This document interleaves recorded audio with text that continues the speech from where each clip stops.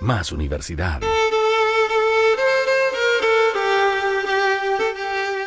Radio Universidad Austral de Chile. Síganos en redes sociales como Radio UH Valdivia en Instagram y Facebook, @Radio UH en Twitter, y visita toda nuestra programación en www.radiouh.cl.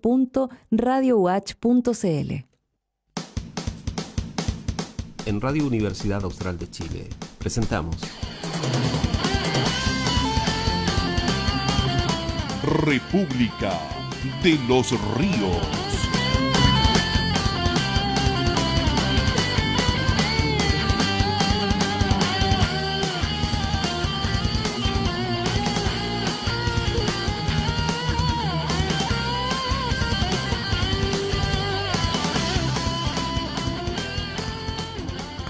Muy buenos días, 8 de la mañana y 44 minutos, República de los Ríos de este lunes 31 de agosto. Se fue agosto, vamos a celebrar hoy día en la tarde, algunos, no todos. Godoy Millán. ¿Perdón? ¿Perdón? Creo haber escuchado... Víctor, buenos días, ¿cómo estás? Estás peleando con un computador. Sí, te veo. Oye, decía que hoy día vamos a celebrar, bueno, nosotros vamos a celebrar agosto. Matías, quien nos acompaña, todavía no está en edad de celebraciones. Eso es todo. Y le pones buscar. ¿Con quién estarás hablando, Víctor? Hablando con Roberto. Sí, puede ser. Víctor, muy buenos días. No, parece que está... No, está definitivamente en otro lugar del cosmos. Mira, Matías, vamos a hacer otro intento. Muy buenos días, son las 8 de la mañana y 45 minutos. Estamos dando inicio a un nuevo capítulo de República de los Ríos. Víctor, ¿estás con nosotros? Definitivamente no está con nosotros Víctor Godoy. Está ayudando a Roberto porque tiene problemas técnicos. Ya, perfecto. Saludemos ustedes están en la llamada de Skype, comentémosle a quienes nos escuchan en la casa. Saludemos mientras tanto a Matías Fernández, consejero regional. Estaba yo haciendo memoria, Matías. Nosotros te conocimos, bueno, yo por lo menos como candidato a concejal. Sí. No te fue muy bien en esa elección, no, te fue bien, pero no lograste el cupo, pero tengo la impresión de que fue mejor porque te veo bastante más cómodo en el Consejo Regional que como te hubiese imaginado en el Consejo Municipal, ¿eh? No sé. No sé, eso es materia de especulación, la verdad, Sí, pero la verdad, de hecho, Miguel, siendo como más apegado a la verdad, ¿ya? yo te conocí antes. ¿En Como serio? dirigente estudiantil de Odonto, cuando hubo un petitorio y fuimos, no ahí en el espacio que estamos ahora, y fue República de los Ríos allá en... En Sonido Nacional, Así es, con el decano, recuerdo que estuvimos ahí con el entonces decano Claudio Flores. exacto. No, sí fue, por eso estuvo, cuando se movilizó Odonto, hizo un reportaje que salió creo que en TVN o en televisión, y ahí justo me tocaba ser dirigente nacional de odontología. Así que ahí Sí, nos conocimos de forma indirecta, directa, y de ahí, claro, como concejal, que fue una campaña bien bonita, la verdad, y como dices, claro, quedamos abajo por la lista, sí. más que por la votación como tal. Pero fue un lindo año, de hecho hicimos un programa con el Ángel, que también éramos candidatos y estuvimos conversando varias cosas, fue un año bien entretenido. Sí, lo recuerdo. Mira, me había olvidado de ese encuentro. Sí, recuerdo que llegaron tres jóvenes estudiantes de odontología. Cuando República de los Ríos era un programa en Sonido Nacional gracias a la generosidad y la acogida de Ricardo Núñez. Así es. Ahí en la Isla Teja, en Los Pelúes, en el estudio de Los Pelúes, nos juntábamos todos los días, de lunes a viernes a las 12 del día. Tengo la impresión, Víctor, Lili también estuvo con nosotros, Lilian, en ese programa. Y sí, pues uno de los capítulos fue... ¿Perdón? Con Lilian estuvimos ahí. Sí, y uno de los capítulos se refería a la movilización de los estudiantes de odontología que se quejaban de que literalmente, no solo en esta, sino en muchas universidades se les requisaba, la palabra no es requisar, se les embargaba el título, a espera de que se cancelen los tratamientos que habían sido parte de su proceso clínico de formación. Y muchas veces los mismos estudiantes tenían que pagar aquellas atenciones que los pacientes no cancelaban para poder acceder a su titulación. Sí. Mira, ¿y eso ha cambiado, no? ¿Que ha seguido todo el tema?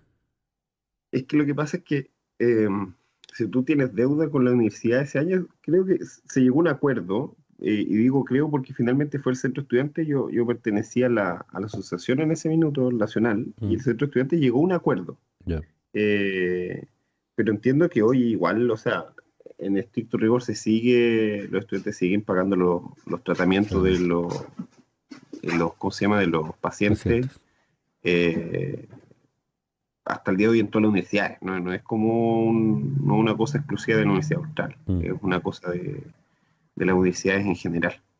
Sí. Y es triste porque lamentablemente le genera un estrés al estudiante extra de tener que hacer que el paciente venga, que pague, que cumpla con un tratamiento que es más largo de lo normal, y al mismo tiempo que eso afecte tus notas, pues, si depende de eso si pasa o no. Sí, sí, recuerdo la conversación. Recuerdo que conversábamos con el director de odontología y le decía, oye, pues los dentistas todos los años vacacionan en el Caribe, y ¿cómo es posible que no podamos pagar una cuenta como esta? Y él nos decía, mira, eso es parte de un mito de otra época. Ya los odontólogos ya no vivimos así, probablemente en alguna época vivieron así, pero eso ya quedó en el pasado. Vamos a ver si ahora nos acompaña Víctor. Víctor Godoy, ¿nos estás escuchando? Hola, Miguel, ¿me escuchas? Sí, ahora sí. ¿Cómo estás, Víctor? Hola, Matías. Hola. ¿Cómo estás? Estamos haciendo recuerdos. Matías dice que nos conocimos allá por el año 2014 cuando República de los Ríos era un programa en sonido nacional y los estudiantes de odontología estaban movilizados a nivel nacional, ¿te acuerdas? Claro, yo creo que ya no estaba, ¿no? No, de hecho él dice que estábamos con Lilian. Entonces, pero recuerdo al director de odontología y el decano, bueno, aparte del decano, que fue en el contexto de la movilización también. Me perdí la presencia de los nobles dirigentes con promisorias trayectorias. Víctor, dicen las malas lenguas que todos los dirigentes estudiantiles quieren alguna vez ser políticos. Bueno, no todos consejeros regionales, estábamos hablando de eso con Matías precisamente. Le decía que tengo la impresión de que lo veo bastante más contento con su cargo de consejero regional que como lo hubiese visto si lo hubiese ido bien en aquella campaña a concejal por Valdivia, ¿te acuerdas? Bueno, yo nunca he visto a Matías Fernández en otra situación que contento. Es cierto. Así que, no sé, digamos. ¿Será que uno no está con él todo el día? Puede ser. Pero bueno. Puede ser. Eso es materia especulativa. Sí. Bueno, dejemos de hablar de nosotros. Pasa en todo caso con todos los panelistas. Sí. O sea, los panelistas acá la pasan regio, sí, digamos. Se relajan, descansan un poco. Sí, oye, comencemos la conversación, dejemos de hablar de nosotros y hablemos del país, ¿qué les parece? Porque yo cualquier día voy a ver aparecer, estoy preocupado, cualquier día voy a ver aparecer a Arturo Frei Bolívar o a Francisco Javier Arrázuri de candidato constituyente, y como empieza a salir la gente del pasado. En todo caso, hay Arturo Frei Bolívar acá en Valdivia. Sí, lo sé. Hay varios. Sí. Oye, o Amunra el inmortal. Bueno, por ahí van mis preocupaciones. Víctor Godoy, Matías Fernández. Oye, aprovechemos a propósito de que Matías me estaba contando que estuvo en la autada, así se llamó. Caravana autada. Apruebo, pero eso nos lleva al inicio de las campañas por el plebiscito. Nosotros vamos a tener hoy, aprovecho de mencionarlo porque no está dicho, nosotros normalmente no anunciamos los invitados, excepto en algunas situaciones en que nos solicitan hacerlo, pero normalmente no lo hacemos porque en la radio no se acostumbra mucho a eso. Pero hoy va a estar con nosotros Alejandro Guiller en un segmento, en el primer segmento de Constituyentes a eso del mediodía. Un poco a propósito de que el tema constituyente en general, y yo creo que ahí, o sea, una cosa es la conversación con Alejandro Guiller, pero después tenemos un panel regional donde abordamos el tema.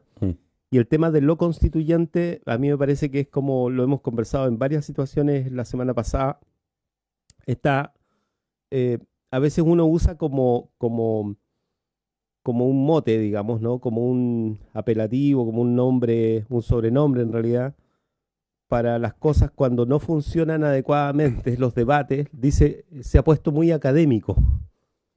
O sea, si las cosas se pusieran académicas, yo creo que serían bastante mejores, digamos, porque creo que la academia hace un gran aporte, ¿no? Pero no es que se pongan académicas, sino que el problema es cuando se ponen especialmente abstractas, especulativas, como decía hace un ratito Matías, y cuando se ponen en una situación tremendamente alejada de la realidad. Así es que eso es algo que desafía, a propósito de que se inició el periodo de campaña, y hasta aquí hemos básicamente discutido de procedimientos. Por ejemplo, no hemos discutido de la formación, de la conformación de la asamblea o de la convención, y creo que en eso la derecha es bastante más astuta, porque pone la discusión en otro lugar, digamos, inmediatamente. O sea, la pone Lavín en un lugar y la remata Longueira, digamos, ¿no? Que son como la dupla sasá, digamos, de la UDI de los 90. Y resulta que eso confunde, yo creo, a la oposición, porque la oposición tiene muchas variables y le cuesta mucho elaborar una propuesta sobre lo constituyente que pase un poquito más allá del marcar el voto, digamos, ¿no? Entonces, ¿por qué? Porque no quiere entrar en contradicciones respecto al contenido, no quiere entrar en especulaciones respecto de los porcentajes, no quiere entrar en los resultados, digamos, y por lo tanto en decir qué es lo que va a hacer con ese resultado.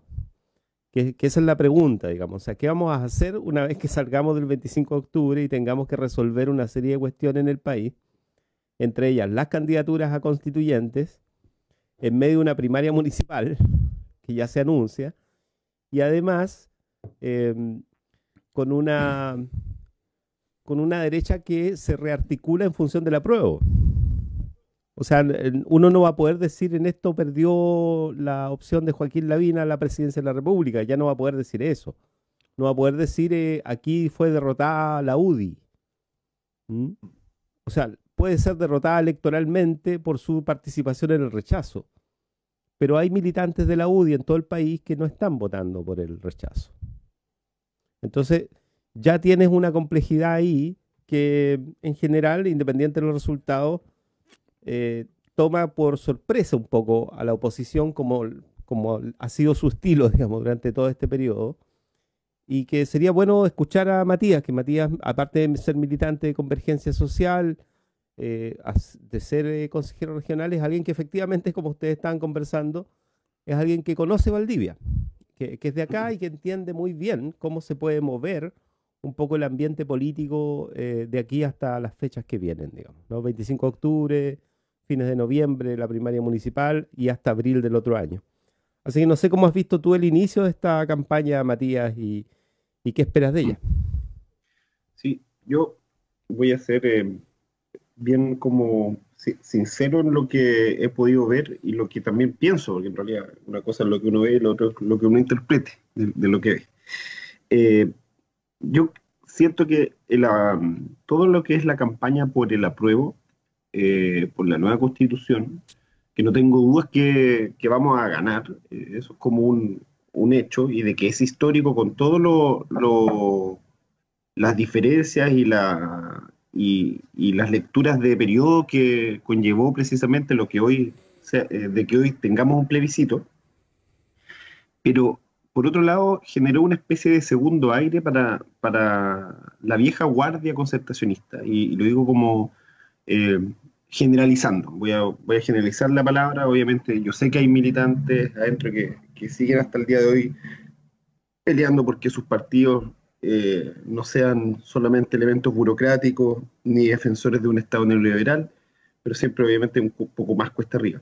Y ahí, en esa vieja guardia que ha tomado un nuevo aire, he visto también como una sensación de aquí hay un elemento unitario muy parecido a lo que fue el sí y el no, guardando todas las proporciones posibles, que les ha permitido incluso poder salir a la calle de una forma mucho más tranquila que lo hubieran hecho incluso antes del 18 de octubre. O sea, recordemos que antes del 18 de octubre los partidos como la Democracia Cristiana, el Partido Socialista, venían de duros golpes públicos. El Partido Socialista golpeado por unas elecciones internas escandalosas, con acusaciones de narcotráfico en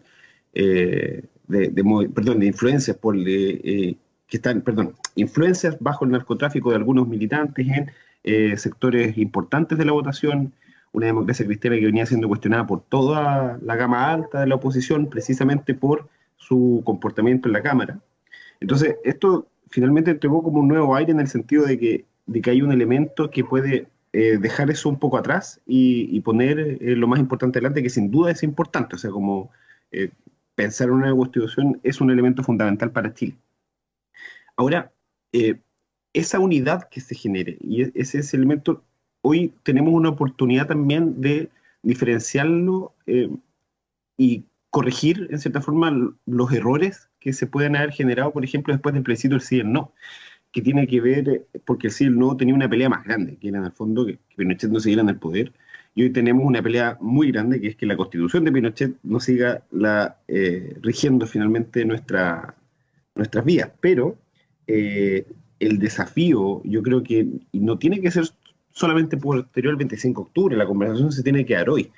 Y lo decías tú muy bien, Víctor, ¿cuáles van a ser esos elementos programáticos que van a marcar si vamos todos juntos o no la elección de constituyentes?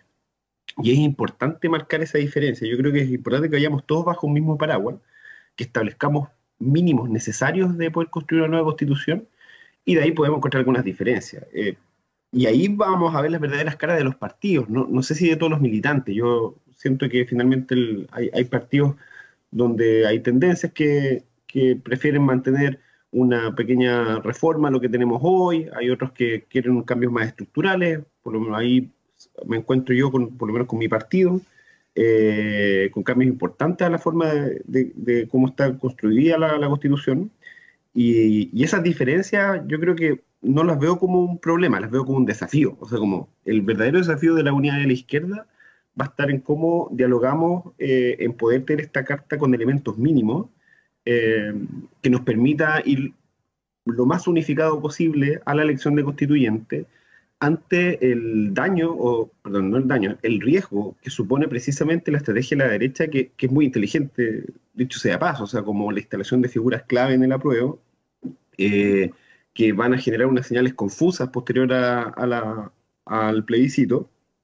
y que finalmente abre la cancha incluso a que viejos estandartes defensores de la Constitución y defensores incluso del régimen de Pinochet puedan instalarse a escribir la Carta Magna. Y eso es complejo porque, sobre todo, por ejemplo, para nosotros como Frente Amplio, que hemos decidido poder ayudar varios de los partidos que lo componen, darle espacio a los independientes para que puedan entrar entendiendo las limitaciones del sistema de D'Hondt. Eso supone una dificultad importante en el debate, porque van a haber viejas mañas si es que lograran instalarse como constituyentes por parte de la derecha.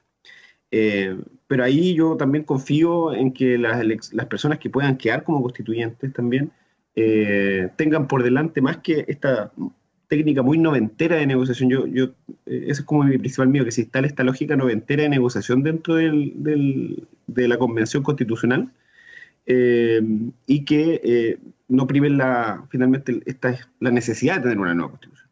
Y yo por lo menos tengo la confianza de que las personas que pueden ingresar bajo estos parámetros mínimos, que puedan dar obviamente las propias percepciones, que puedan modificar estos puntos mínimos y puedan darle matices que sean interesantes para la ciudadanía, pero hay que estar atentos, y para eso la discusión de la unidad sin duda pasa porque gane la prueba, porque gane la Convención Constitucional, pero paralelamente y no como una segunda etapa en estos elementos programáticos mínimos que se ven dificultados por la municipal. Sí, se ven dificultados por la municipal porque la municipal no vamos a ir todos juntos, y eso es una realidad. Hay pretensiones de poder distintas, hay pretensiones que van a chocar en el camino, y eso hay que... no creo que sea tampoco mezclarlo. Yo veo también algunas actitudes de algunos partidos de tratar de mezclar este asunto, de decir como, pero ustedes quieren ir solos en este lado municipal en otra región. ¿Y cómo pretenden hacer eso si quieren que vayamos juntos a la Constitución? Es que no es lo mismo tampoco, porque una cosa es tener parámetros mínimos de visión de país, y la otra también es la administración de los espacios locales de poder y la proyección que uno le quiera a esos espacios de poder. Así que me quedo como con eso como elemento inicial. Es un desafío bonito. Yo lo miro desde ese punto de vista, es un desafío muy bonito, un desafío grande, un desafío histórico y sin duda que habrá que trabajar para ello.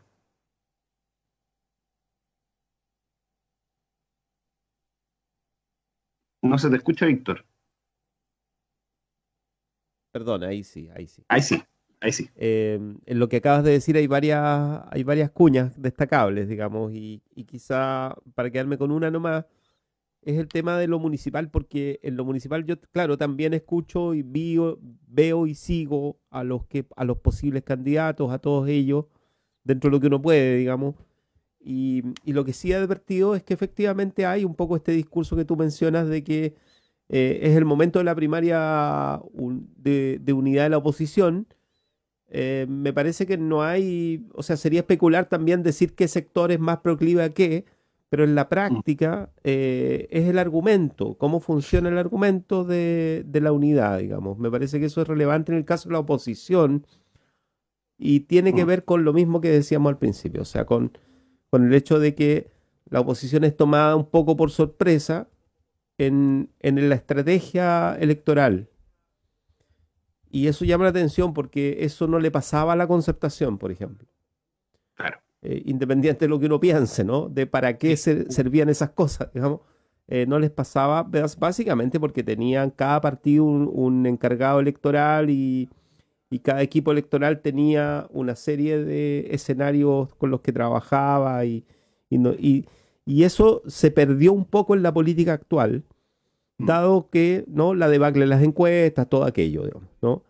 En el Frente Amplio, de hecho, conociendo un poco la génesis de los partidos, lo electoral fue más bien improvisado en función de los procesos electorales, más que de los análisis electorales, digamos, ¿no? Los análisis electorales más bien eran espontáneos, ¿no? Era una tarea política del Frente Amplio que se autoimponían los partidos, pero para lo cual no se profesionalizaba con anterioridad a la campaña un trabajo, digamos. Básicamente porque los partidos estaban naciendo, qué sé yo.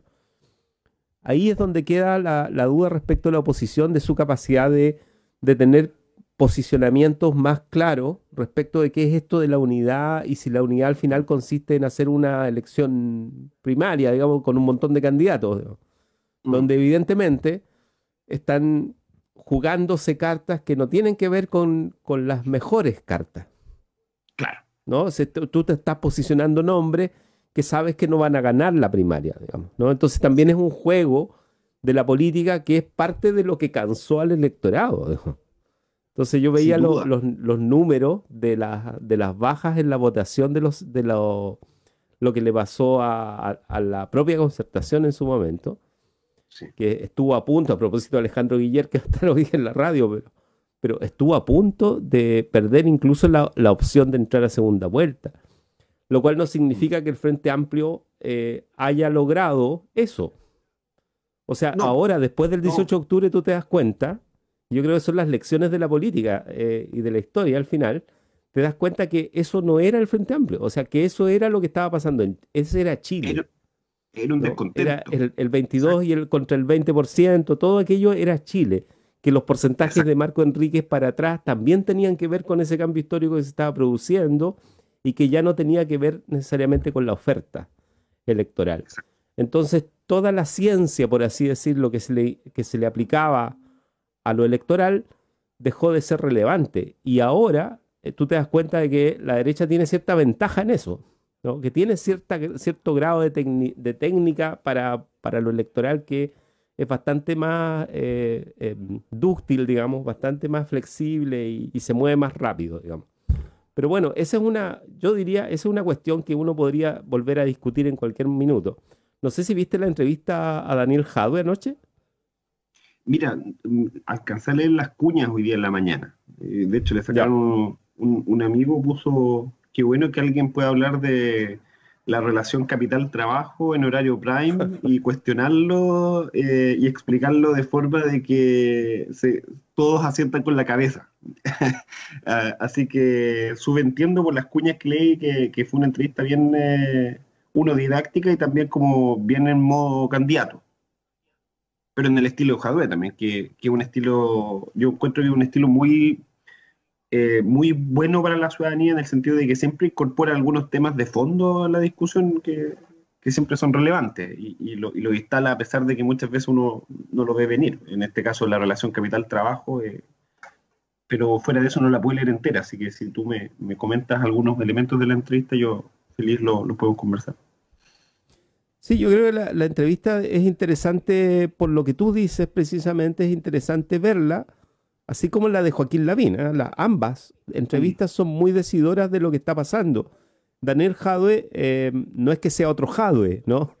Es el mismo, es la misma persona, pero sí efectivamente enfrentó la entrevista con una preparación propia de un militante que aspira, un militante político, digo, que aspira a mucho más, ¿no? Que aspira a la presidencia de la República, o sea que incluso aspira no solamente a la presidencia para él, sino que en definitiva aspira a representar un sector amplio de la ciudadanía para competir en una elección presidencial, que es un poco Lavín diciendo que es socialdemócrata en la versión Lavín, digo.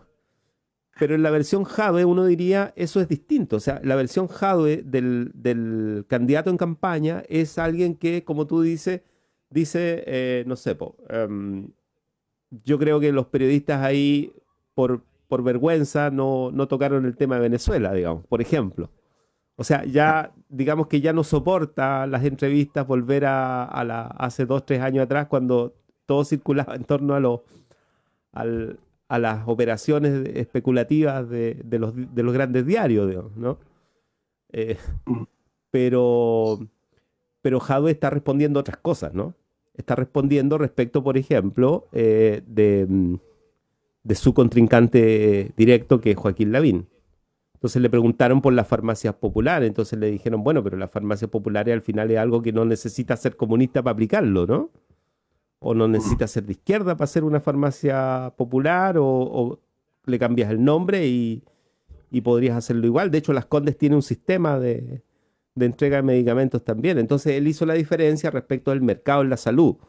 No sé si lo dijo textual, pero mencionó el tema del rol del mercado en la salud, que es un poco la discusión, tú conoces bien la discusión en Valparaíso también, o sea, es la discusión de Valparaíso también, ¿no? De que en realidad lo que hay que hacer en salud es enfrentar el mercado, es crearle un mercado paralelo, y es una cuestión muy ideológica, ¿no? Sin duda. Que yo dudo que esté en algún reportaje de la prensa que circula aquí y en el país, digamos, ¿no? Pero nosotros sabemos, al final, los que nos hemos profundizado un poco más en estos años, que detrás de la discusión sobre salud hay una cuestión central de las posturas políticas que diferencian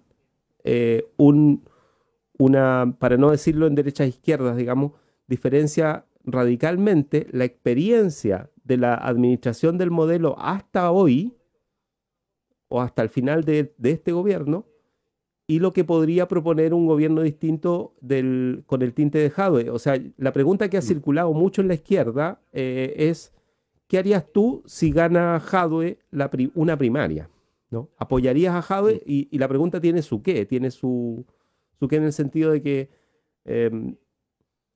puede ser que todos digan que gane el mejor, pero comprometerse en una campaña en que Jadwe sea el candidato de la oposición es una cuestión muy difícil. Y él trató de salir a cazar fantasmas, digamos, en la entrevista. Yo creo que ese es uno de los objetivos concretos de esa entrevista.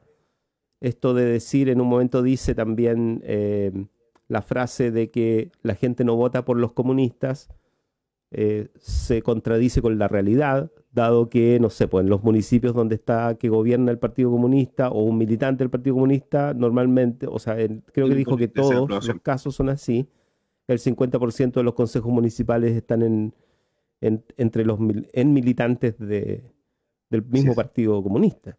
Entonces no es que la gente no vote por los comunistas, al contrario, vota por ellos precisamente para administrar lo local. Obviamente eso no está masificado todavía y él mismo se encargó de decir que que no iba a ser el candidato del Partido Comunista, no lo dijo textual, pero dijo... de la oposición. Puedo equivocarme en algunas cosas, pero él, creo que en esto no me equivoco, o sea, él dijo, la gente, lo que le interesa, cuando responde las encuestas y me pone a mí adelante, lo que le interesa o lo que está diciendo es que le gusta lo que hemos hecho en Recoleta. Sí. Entonces la solidez de una posible candidatura va a estar basada en la experiencia del gobierno local. Como diciendo, no van a votar por mí porque soy comunista, pero tampoco es que no vayan a votar por mí porque soy comunista. Pero bueno, ahí hay varias cosas, te das cuenta que lo ideológico, lo político. Interesante lo que logra introducir Daniel Jadwe en ese sentido. Yo una vez vino a Valdivia, si no me equivoco, el 2019, no a Valdivia, perdón, a Los Lagos, cuando el concejal de allá, Aldo Retamal, hizo su cuenta pública y también la misma cuenta pública lo proclamaba candidato a alcalde. Y que fue un momento bien bonito, que estaba Daniel Jadwe ese día, y sabes que una cosa que yo creo que en la izquierda, incluso que nosotros como Frente Amplio, algunas veces hemos cometido el error. Tiene que ser con que todo elemento público, todo elemento abierto de discusión, de pensar con la ciudadanía, de trabajo, incluso desde reuniones pequeñas con las juntas de vecinos, no se puede esconder la ideología, se tiene que exponer, porque ocultarla finalmente se transforma como en una deliberación de buenas intenciones hacia lo que yo quiero hacer, y no es muy derecho, o sea, no es muy distinto, por ejemplo, a lo que podría generar la derecha en una reunión sin decir que es de derecha, ¿me entiendes? Y Daniel Jadwe lo instala, él llega, él dice somos comunistas, somos de izquierda, y hace el ejercicio pedagógico de enseñarte a decir al final quién en realidad es quién protege la propiedad privada versus quién en realidad te la está quitando, que hace un ejemplo bien didáctico, sobre todo con el tema inmobiliario, con el tema de la salud, con el tema incluso ahora de la inmobiliaria popular, etcétera. Entonces, yo creo que eso es algo que la izquierda en general, posterior en este periodo de transición entre el 90 y el 2010 va perdiendo. Y se expresa, como bien dices tú, en esta primera votación de Marco Enríquez, que es cerca de un 20%, esa vez la primera que él se tira. Claro que no obedece a una votación de Marco Enríquez, porque la siguiente, la baja, es tan fuerte que no tendría sentido que Marcos perdiera tanta gente de una votación a otra, sino que precisamente esto es un mundo móvil que estaba incubando ciertas, ni siquiera molestias, sino que denotaba la injusticia que el modelo crea, y que se ve expresada finalmente en el 2017 en la votación del Frente Amplio. Incluso hay análisis que hacen que si uno junta la votación de Marco Enríquez, muy probablemente si Marco Enríquez hubiera llegado como listas, por ejemplo, a candidatos a diputados, ¿sabes?, en distintas partes del país, con toda la antelación previa, quizás la cantidad de instalación de diputaciones hubiera sido similar a la que el Frente Amplio pudo haber logrado ahora, ¿me entiendes? O sea, obviamente es una especulación y un trabajo, pero en números principalmente. Entonces, es cierto que hay un público, hay una ciudadanía que está cansada y que espera algo distinto, que efectivamente en Jadwe yo creo que más que el alcalde comunista por fin ve una viabilidad de ese proyecto de cambio importante, urgente. Y ahí nosotros como Frente Amplio también estamos como muy esperanzados, no solamente por lo que hace Jadwe, sino que también es un trabajo de nosotros, y yo creo que esa como polémica que se arma con respecto a la instalación de un candidato en primera vuelta, o sea, para la primera vuelta del Frente Amplio, que no desconozco que haya personas que efectivamente lo quieran hacer, porque acá hay una competencia, una, entre comillas, sana competencia de proyectos políticos o de administración del poder. Y ahí yo personalmente por lo menos decanto por una primaria de la oposición, en la cual yo no dudo. De hecho salió ahora, no me acuerdo en qué diario, pero sale expresada como la intención de los sectores de centro-izquierda, que incluye a la DC, que incluye a todos los partidos del orden, y las primeras preferencias están entre Jadwe, Sánchez y Siches, a pesar de que Siches ya descartó cualquier proyección política hacia la presidencia. Entonces, es bien interesante saber que, uno, este mundo que se considera de centro-izquierda está por esas dos opciones y qué bueno que esté, porque por lo menos de un grupo importante de personas del Frente Amplio estamos presionando para que haya una primaria unitaria de la oposición que también, entre otras cosas, no solamente instale un candidato con fuerza, sino que también instale vuelva a poner sobre la palestra el programa, que yo creo que fue una de las grandes cosas que como Frente Amplio realizamos para la primera vuelta presidencial del año pasado. Instalamos y se corrió el clivaje de la discusión de seguridad hacia derechos sociales, y eso es una ganada. El día de hoy estamos hablando de derechos sociales que innumerables veces lo pusimos sobre la palestra, a pesar de que no digo que los otros partidos no lo hayan hecho. O sea, el Partido Comunista es un partido que siempre lo ha puesto sobre la mesa, pero nosotros logramos de alguna forma instalarlo comunicacionalmente, y eso es un golpe importante para poder no guiar, sino que dar orientación hacia dónde debería ir el país. Y por otro lado, también tenemos la instalación de candidatos fuertes. Yo creo que una primaria también dejaría muy buen pie a la ya muy buena imagen que tiene Daniel Jadwe y que tiene también Beatriz.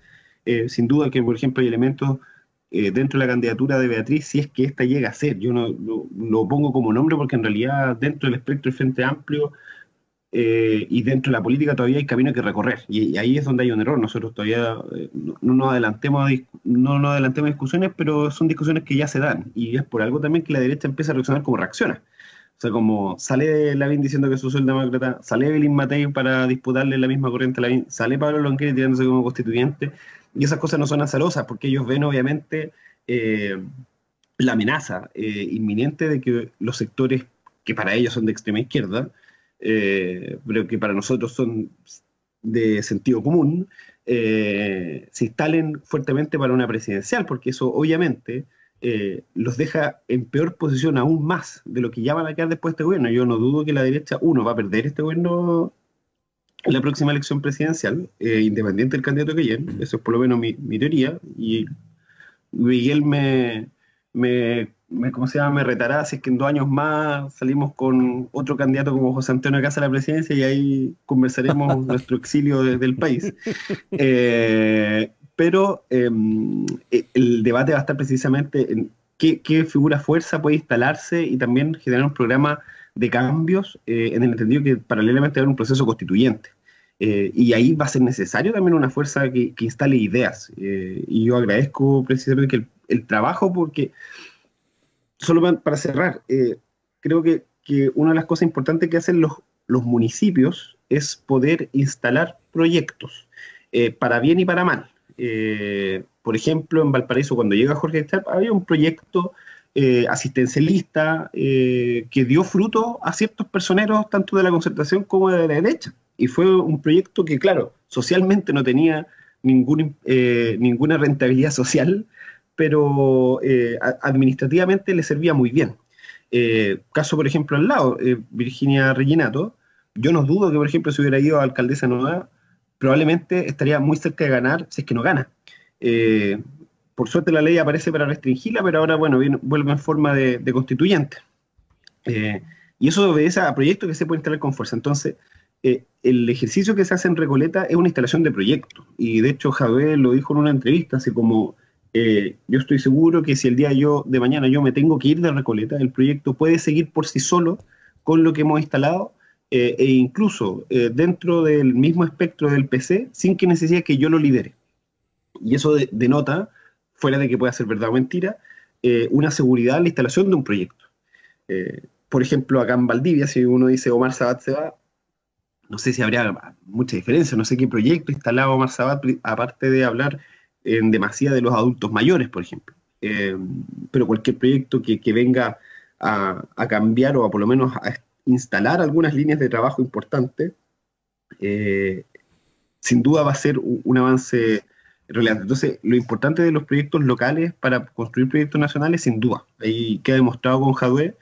El resto de los partidos tendrá que tener una posición más abierta a poder debatir y de escuchar, y quitarse también la caricatura encima. Si lo que dice Jadwe es verdad, hay una caricatura instalada que hace que la gente no vote por los comunistas en particular, o no que la gente no vote por los comunistas, sino que genera un estigma innecesario, porque finalmente los comunistas han demostrado en espacios locales que administran bien el poder. Sí, eso es una realidad. Y solamente, perdón, y ahora sí, solamente para cerrar, una cosa que no deja de ser, que lo mencionas al comienzo de la intervención, hay diferencias en la apertura con respecto a poder hablar de primarias, sobre todo. Hay diferencias importantes porque hay lógicas que están primando en los partidos. Algunas son muy noventeras y otras son más bien de buscar una real unidad, ¿ya? Y la real unidad se busca a través de un programa y de conversaciones y también de una conversación súper sincera sobre la mesa de por qué creemos que ciertos candidatos o ciertas candidatas o no están más aptos o tienen más chances de ganar. Y esa conversación siempre se omite finalmente entre los partidos. Y se omite o se genera a través de prensa o se empieza a generar no de la forma que debería ser. Y obedece muchas veces a lógicas muy noventeras de poder instalarle un candidato para poder cobrarle en otro lado y que así opera la concertación, esencialmente. O sea, como de ponerte un candidato para tensionarte hasta el final. Y en el momento que tú ya no puedas más, ok, me cedes en el lado donde yo quiero. La derecha también ocupa este rol, o sea, la UDI y RN hasta el día de hoy siguen con esa lógica, y probablemente lo veamos bastante, siempre vemos esta tensión preelecciones, pero ellos tienen esa capacidad de con todas sus diferencias siempre ir juntos y no amenazar con ninguna vez con separarse.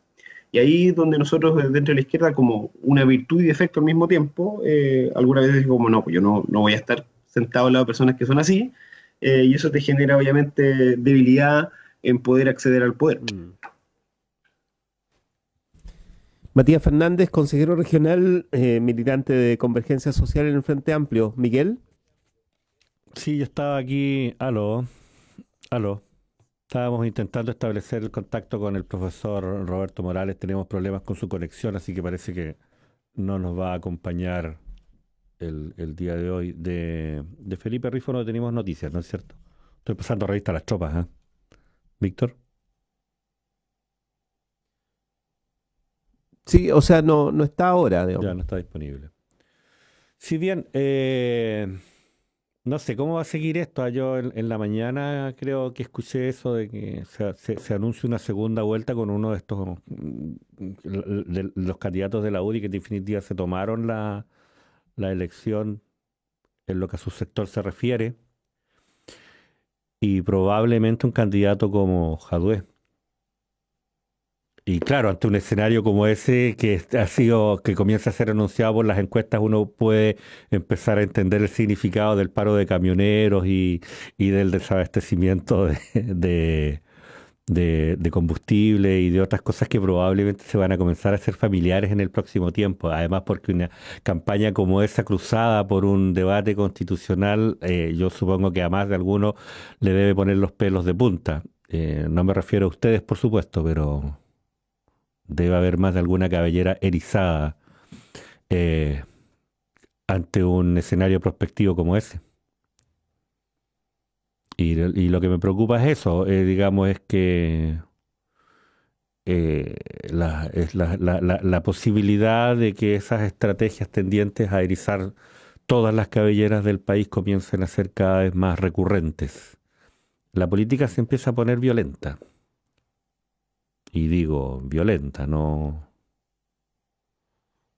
Más allá de esa violencia estructural expresada en experiencias de injusticia cotidianas, digamos, violenta. Bueno, ¿para qué voy a insistir en esa palabra si todos fuimos niños en el mismo país? Víctor, Matías.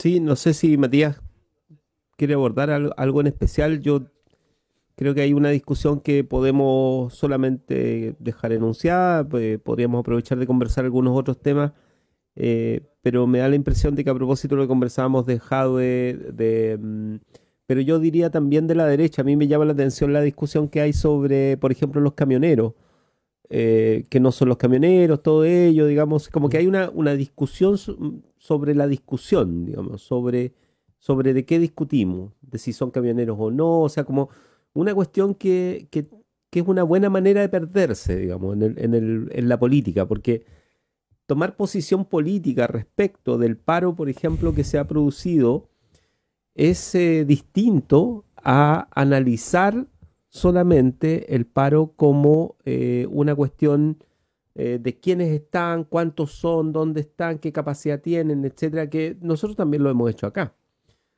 Tomar posición política respecto de una cuestión así, tú necesitas desarrollar un relato más asociado a las convicciones políticas. Y ya no solamente al análisis histórico, contingente, el histórico en el sentido menor de la historia, digamos, muy de coyuntura, ¿no? Muy de historia de los gremios, digamos, o sea, claro, uno puede hacer ese ejercicio, pero es un ejercicio, ese sí que es académico, digamos. Y cuando hablamos de política hay que hacer el otro ejercicio, el de las convicciones. A mí me parece que en el caso del paro de lo que se ha llamado los camioneros, los empresarios del transporte o como se les llame, hay algo de política ahí, digamos. Y yo lo mencioné la semana pasada, es distinto cuando tú pones los camiones frente a la Moneda que cuando vas hacia Valparaíso. Hay un ejercicio político distinto y yo no sé si esa gente es toda de derecha o no, o si ella asume de que sus roles, sus dirigentes militan y todo ello, pero cuando digo convicciones políticas me refiero a que su rol dentro de la sociedad lo definen como un grupo político. Y probablemente tengan razones y pasiones para ello, ¿no? Como lo define cualquier otro sector político. Y la verdad es que eso no atenta necesariamente contra la convivencia democrática. Ahora, claro, uno puede decir, mira, en realidad que pasen tantos camiones molesta y no sé qué. Sí, puede molestar, puede crear desabastecimiento, que es el efecto más terrible, ¿no? Pero fíjense lo que pasó el fin de semana. O sea, el fin de semana, la corrida hacia las bombas de benzina, racionando el combustible, ¿no? Todo ello, el gobierno mismo llamando la atención respecto de que, a ver, o sea, paremos un poco la cosa, o sea, estamos hablando entre gente que nos conocemos, por favor no se pasen de la raya, ¿no? Como que le envían un mensaje también a la gente del paro, para que no vaya a ser que en esta pasión por la participación política de ese gremio se produzca un problema que termine explotándole las manos una vez más al gobierno.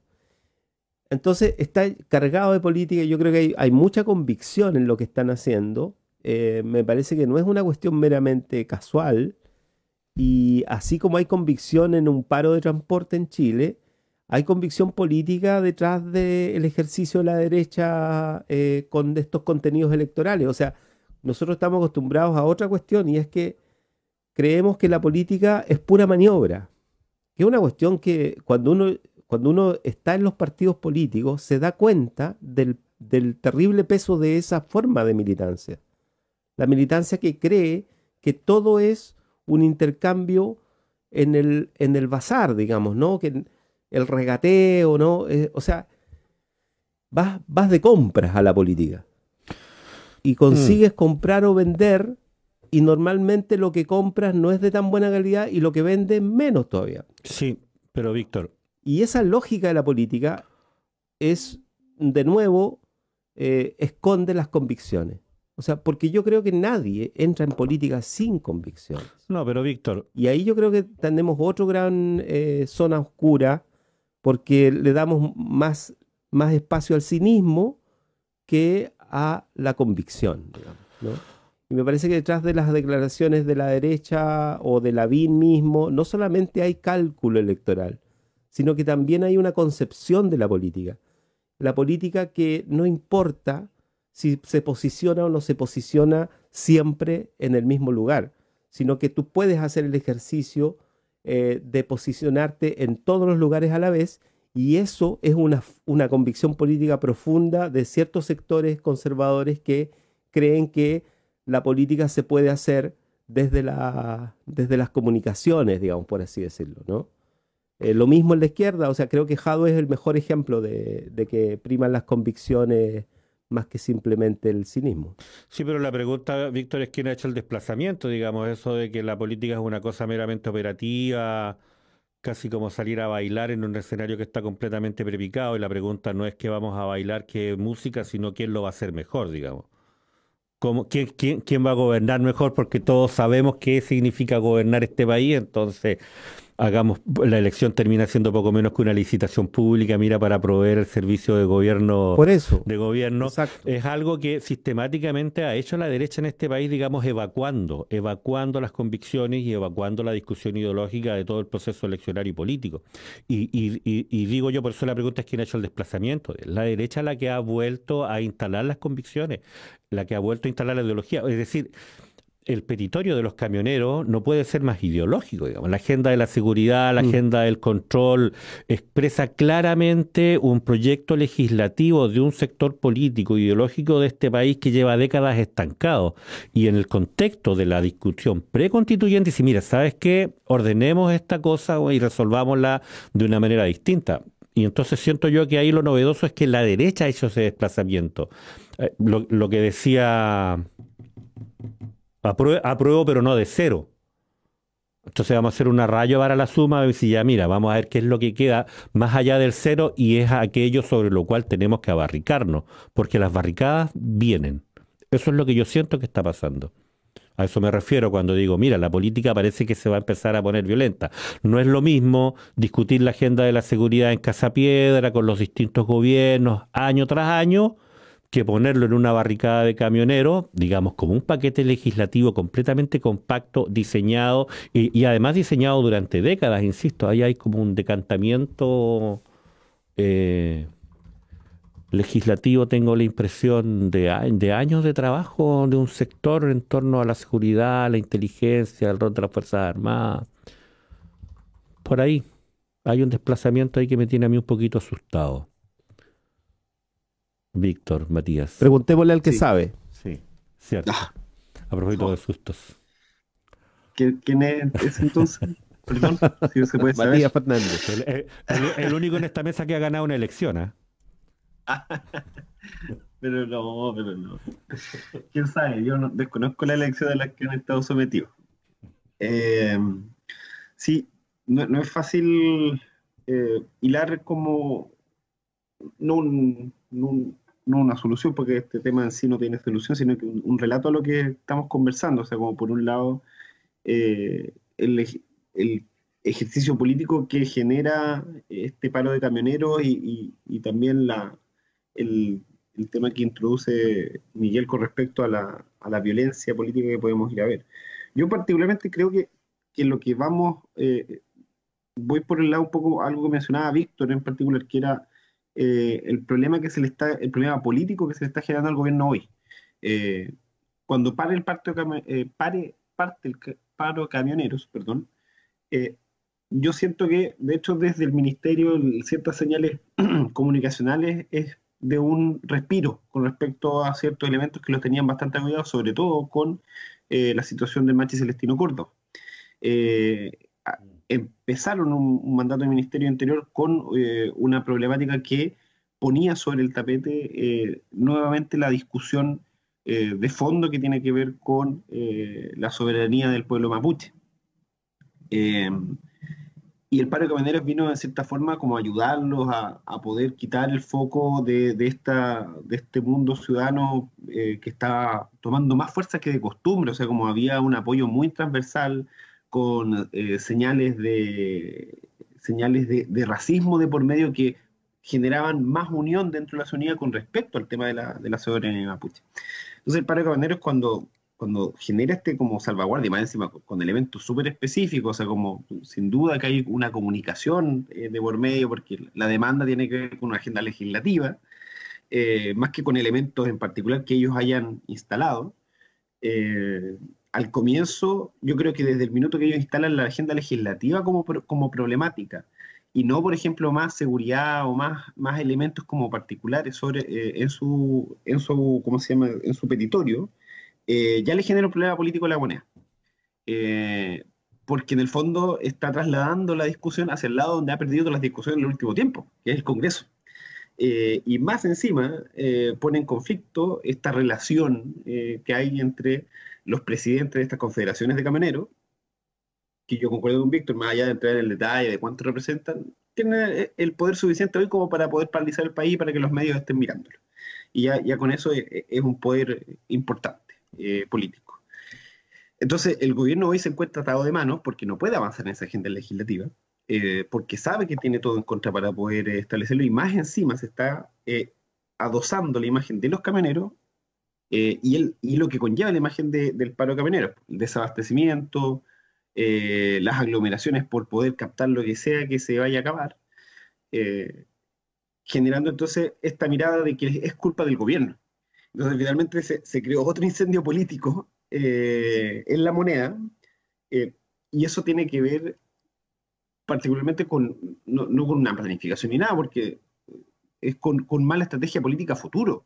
El gobierno hace rato se encuentra encerrado en un cajón del cual no sabe cómo salir, porque la única forma de salir es por precisamente los lados que ellos siempre han renegado, que son cambios profundos, que son cambios económicos, sociales, que es escuchando, que es dialogando. Entonces todos sus problemas, la única salida viable es haciendo una política distinta a la que ellos están acostumbrados a hacer.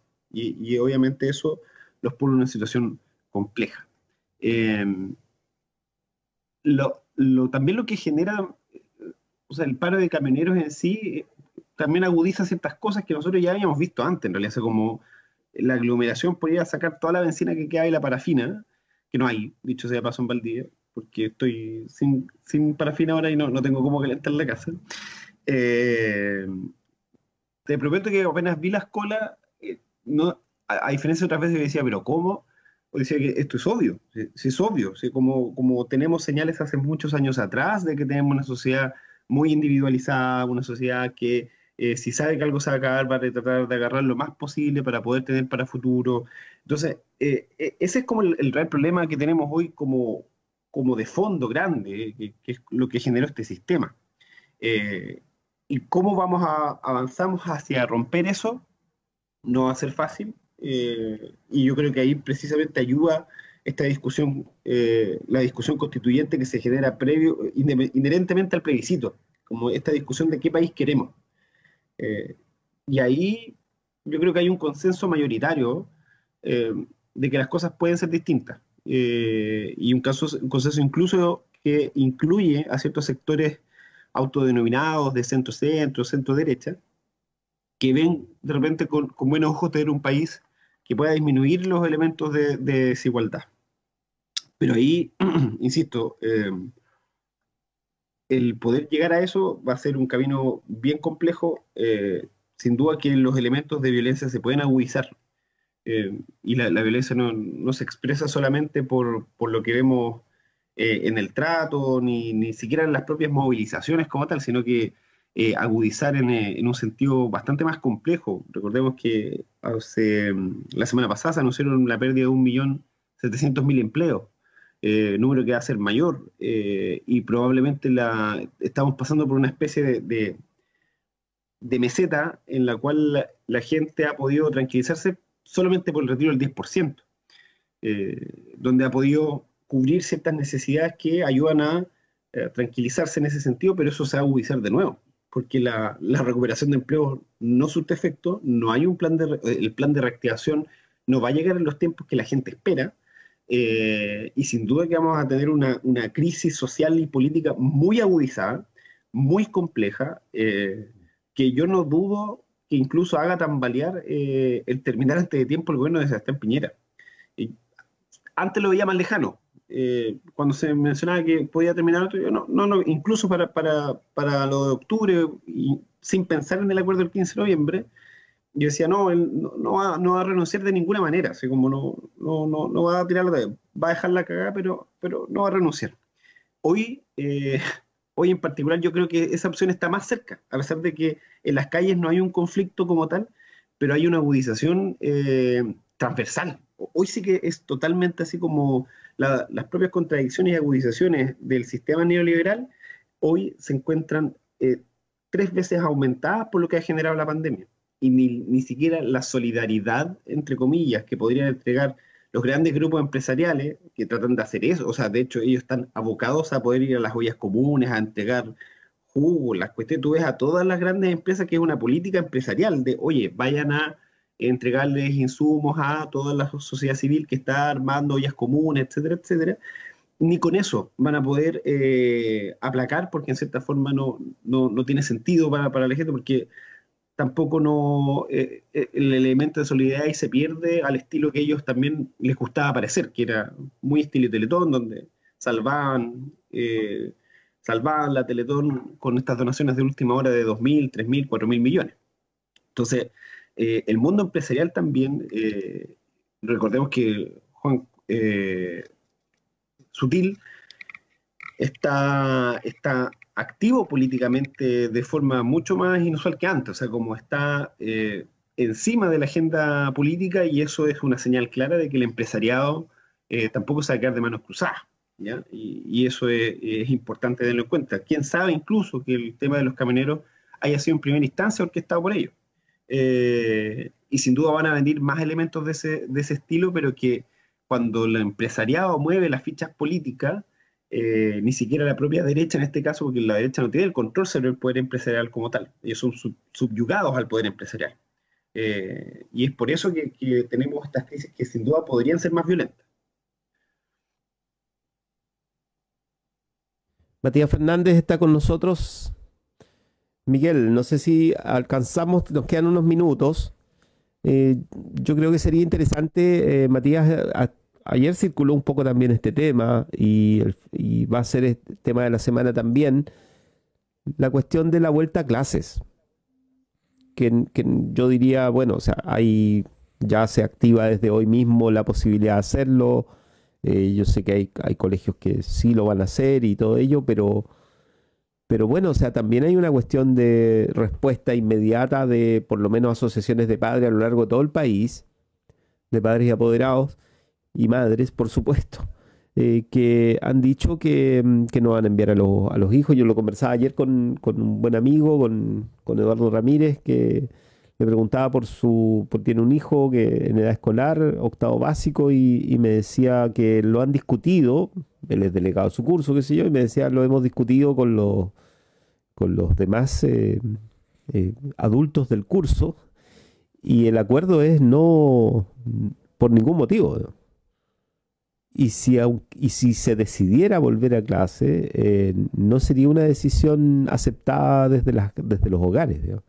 Entonces también hay una cuestión ahí que es relevante porque tiene que ver con esto de qué tipo de normalidad es la que se podría construir a partir de ahora. O sea, esto no va a ser menor para el futuro, digamos. O sea, en el futuro yo supongo que también se empodera un poco la cultura educativa de los apoderados, de los padres y madres que comienzan a darse cuenta de que tienen un rol relevante a la hora de pensar cómo se hace la educación, o sea, porque lo han visto además, han estado en las casas viéndolos, digamos, todos los días. Entonces yo supongo que hay también variedad de posiciones, pero por lo menos me parece que es recurrente este tema y lo va a ser esta semana muy fuerte.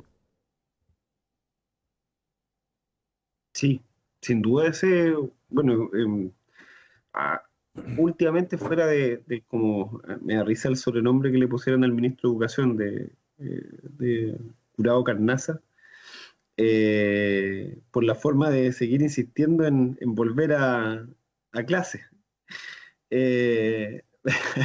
Pero fuera de esa estrategia que obedece, yo incluso entiendo la obediencia que tiene el Ministerio de Educación, así como el más leal, por así decirlo, al gobierno en esta idea de retomar rápidamente, porque el volver al colegio es un elemento estratégico para la economía también, porque los padres pueden volver a producir, los chicos se quedan en las casas, y así una serie de cadenas importantes.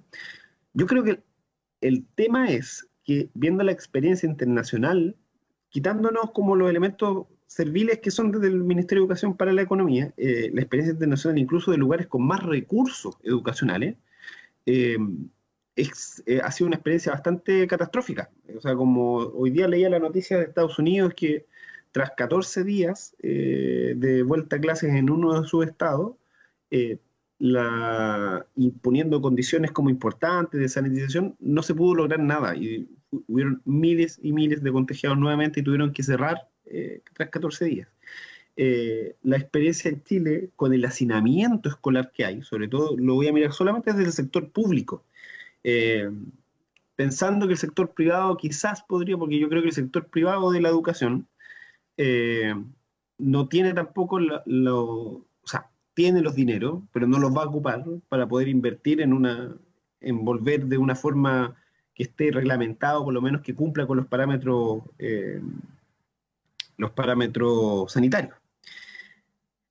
Entonces, desde el elemento público tenemos el hacinamiento, tenemos la mala coordinación, o sea, el hecho de que esté municipalizado pone en situaciones muy disímiles un colegio de otro, y al mismo tiempo hay otro elemento que es el de la carga precisamente que han tenido los docentes que hoy trabajan en ese asunto. O sea, como la docencia, en Los Ríos por lo menos, lo que yo he podido conversar, y particularmente en Valdivia, este municipio prácticamente ha puesto a trabajar el doble a los profesores a teletrabajo, sin entregarles ningún elemento importante para poder cubrir esta demanda, y al mismo tiempo pretende que vuelvan de forma normal. Entonces, yo siento que es por así decirlo, un callejón sin salida. Un callejón sin salida hoy el tratar de que la única normalización del ejercicio escolar sea a través de la vuelta presencial. Y ahí el Ministerio deliberadamente, y también los distintos direcciones de administración escolar municipal, carecen también de la proposición de poder generar elementos que ayuden a paliar esto. Yo soy más de una comisión más dramática que un poco la que teníamos el 2011 cuando estábamos en paro. Yo todavía me recuerdo cuando estábamos en 2011, acá en la Austral, y en odontología se nos acerca un profesor, al cual le tengo mucha estima, y decía, chiquillos, ustedes ya llevamos como 2 meses o 1 mes y medio, no me acuerdo, decía, ustedes ya perdieron el año. Yo es imposible, ni aunque vuelvan hoy día y tengamos clases los sábados, de poder entregarles físicamente, o sea, presencialmente, toda la información que ustedes necesitan y las capacidades que ustedes necesitan para poder pasar el siguiente año. Entonces, él, en otras palabras, no es que estuviera llamando a que perdiéramos el año completo, pero decía, ustedes ya lo perdieron, así como elemento. Yo creo que eso pasa hoy y hay que asumirlo también con la educación en general. Es un año, en cierta forma, perdido, no por las capacidades de los profesores, no por las capacidades de los alumnos y alumnas, sino porque hubo una pandemia. Y hay que entenderlo así, y va a tener que reconfigurarse los currículums escolares de una forma distinta, vamos a tener que pensar un poco más allá, pero lamentablemente, y ahí son pocos los sectores, por lo menos políticos, de lo que yo he visto en la discusión representada, lo que es en el Consejo Regional, que ven esa opción como algo viable. La verdad, todos tienen una mirada más bien pragmática, la democracia cristiana, para que hablar de la derecha, de que hay que cumplir con cerrar un año y pasar al siguiente y buscar alguna forma, y si no tiene que repetir. Yo creo que aquí esa fórmula está obsoleta, y para la situación país que estamos no ayuda en nada a que también quitarle problemas de salud mental importantes al mundo escolar. Yo creo que están sometidos, entre comillas, bajo una presión importante, y un problema de sociabilización importante. O sea, los chiquillos, hay padres que redescubrieron cómo se comportan sus hijos y hijas en la casa, porque están todo el día ahí. Hay chiquillos y chiquillas que van a acrecentar sus problemas de relaciones sociales. O sea, como hay una serie de elementos que para mí no se solucionan volviendo a clases solamente, sino que hay que pensar en algo más elaborado, en un trabajo transministerial, transdisciplinario, que ayude a sacar del estado de pandemia, más que volver a clases en pandemia. Miguel, ¿estás por ahí? Atento, estimado colega. ¿Te hago una invitación? Sí, invítame. Oye, pero yo quería simplemente subrayar un poco lo que dice Matías antes de avanzar en tu invitación. La discusión por la calidad de la educación básica y secundaria parece que está pospuesta y hoy día el único problema es la pandemia y en las condiciones en las que se está discutiendo el problema de la calidad de la educación, la verdad es que insistir en volver a clase y sacar un año en 2 meses de actividades lectivas es una irracionalidad. Es insistir en eso de que respecto de procesos que la comunidad, la sociedad chilena, en el caso que exista algo así como la sociedad chilena, viene discutiendo durante décadas, como es el caso de la calidad de educación, a mí me hace insistir en que la pandemia es una trampa intelectual, digamos, una trampa cognitiva. Quedamos empantanados en la pandemia y diera la impresión de que el único problema que tenemos que resolver con inminencia es ese y que todo lo que estamos sufriendo en este minuto tiene que ver con la pandemia. Y eso pasa pasa con la educación, pasa con la alimentación, a propósito de la guerra de las cajas que estamos viendo cotidianamente en distintos sectores, no solo de Valdivia, sino del país, pasa con una serie de procesos que tienen que ver con la atención, con el sustento, con el desarrollo de las familias chilenas y que hoy día diera la impresión de que lo único que tenemos que hacer es ver cómo evadimos los distintos cercos que nos impone la pandemia, como si cercos no hubiésemos tenido permanente y cotidianamente en la sociedad chilena y como si no hubiésemos estado durante los últimos 10 o 15 años viendo cómo nos deshacemos de esos cercos. Eso nomás. Víctor, tu invitación. Sí, yo quería invitar nomás a algo que nos envía nuestra buena amiga Beatriz Zamorano, que de la librería Que Leo. Y a propósito de que esta semana va a ser una semana especial para ellos, están desarrollando una serie de ofertas que se pueden buscar en la página web. Estoy escribiendo queleo.com, ¿no? Queleovaldivia.com, así es, queleovaldivia.com. La estuve revisando, y hay una serie sí. de ofertas por libro, pero también además está la opción del reparto a domicilio que es gratuita. Sí, entonces, yo la estuve en revisando. la zona urbana de Valdivia, por lo menos, para las compras que se hacen en la web de queleovaldivia.com, se puede acceder a la oferta que está allí y además al reparto a domicilio gratis. Esto va a ser hasta el día viernes, solamente. Así que para que lo aprovechen, esto está en Facebook también, pero para que lo aprovechen y además no está de más hoy, al inicio del mes de septiembre, hay varias ediciones que son interesantes en términos históricos.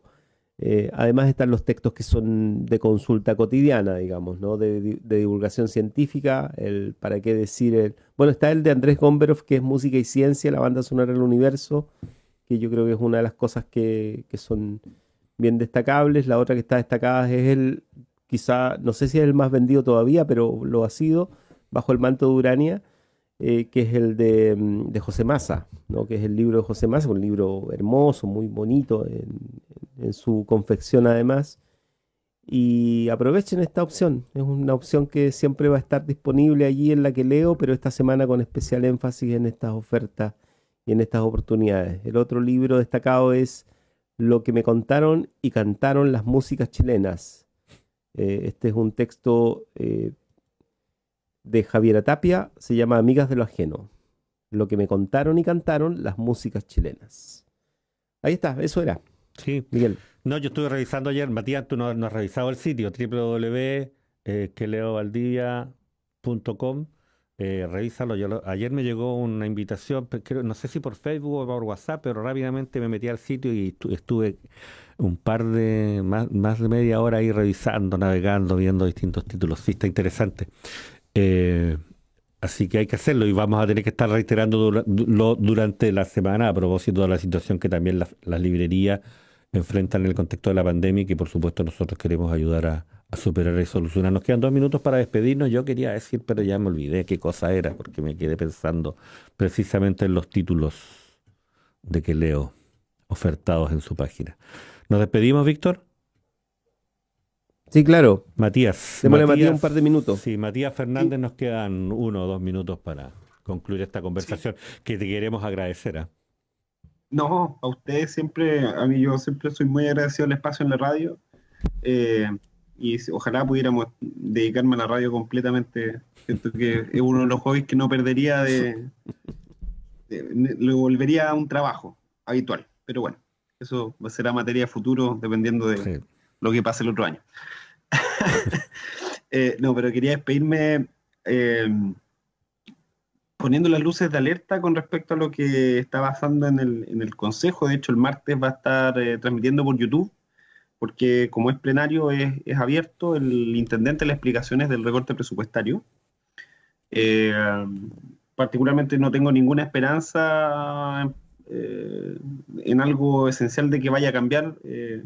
Yo tengo claro que él va a renunciar en octubre, probablemente para ser candidato, así que lo que está pasando aquí poco y nada le interesa si es que el gasto mejora o no. Y eso es bueno para tener en cuenta finalmente qué tipo de personas pusieron a cargo de la región y cuáles son sus últimas pretensiones. Y lo último, que se aleja un poco de ahí, es que este mes es el mes entre comillas, el mes de la odontología, porque es el aniversario no el aniversario, pero el Día del Odontólogo, así que cualquier cosa especial que se quiera hacer con respecto a la odontología, estoy disponible para ayudar, o por último darle el contacto del Colegio Dentista venga a entregar alguna saludo a la radio. Perfecto.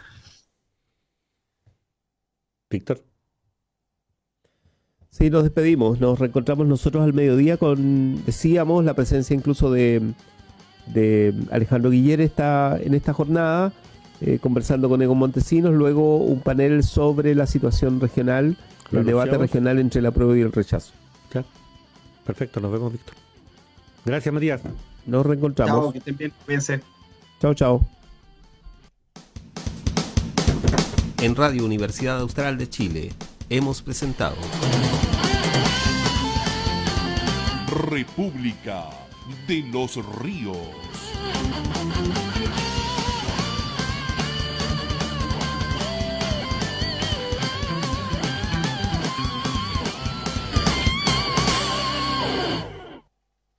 Construyendo educación superior